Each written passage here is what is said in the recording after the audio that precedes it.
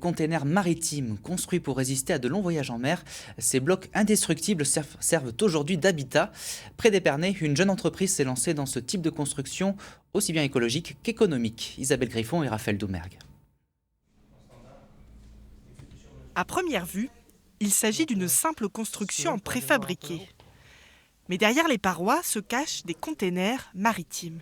C'est 2 conteneurs qu'on a assemblés l'une à côté de l'autre pour avoir en fait une grande espace. Chaque conteneur, en fait, on a découpé les parois du milieu, comme vous pouvez le voir là-dessus, pour agrandir. Une fois découpé, il faut renforcer la structure.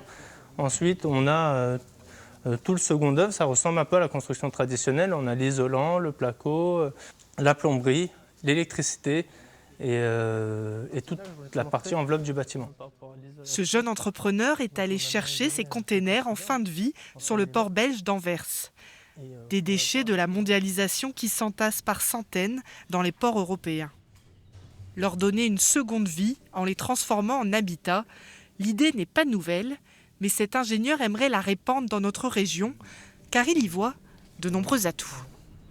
Donc une maison en conteneur, c'est d'abord écologique, c'est aussi économique, donc c'est 20 à 30% moins cher qu'une construction traditionnelle. C'est aussi modulable, on peut évoluer un conteneur à l'infini en superposant ou en mettant côte à côte des conteneurs. On peut évoluer la surface comme on le souhaite.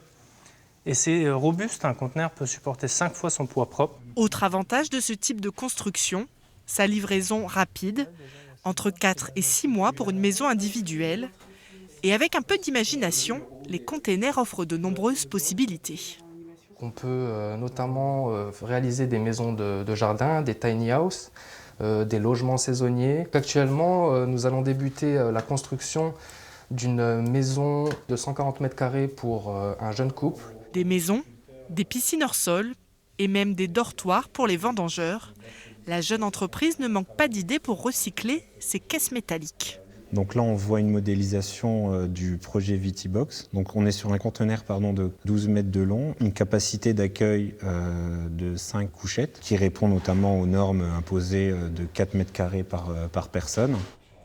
Comme la plupart des vignerons champenois, Olivier Collard rencontre chaque année des difficultés pour recruter ses vendangeurs, des travailleurs saisonniers qui souvent viennent de loin. Donc l'idée, c'était de pouvoir les héberger, mais on n'est pas forcément équipé pour ça. Là, l'avantage, c'est que ça permet vraiment de répondre à notre besoin qui est spécifique ou vendange ou éventuellement travaux en verre au printemps dans les vignes. Mais oui, c'est plus adapté, on va dire. Ces logements saisonniers pourraient être proposés à la vente ou à la location. Pour développer ces projets, cette start-up vient d'installer son usine à Châlons-en-Champagne.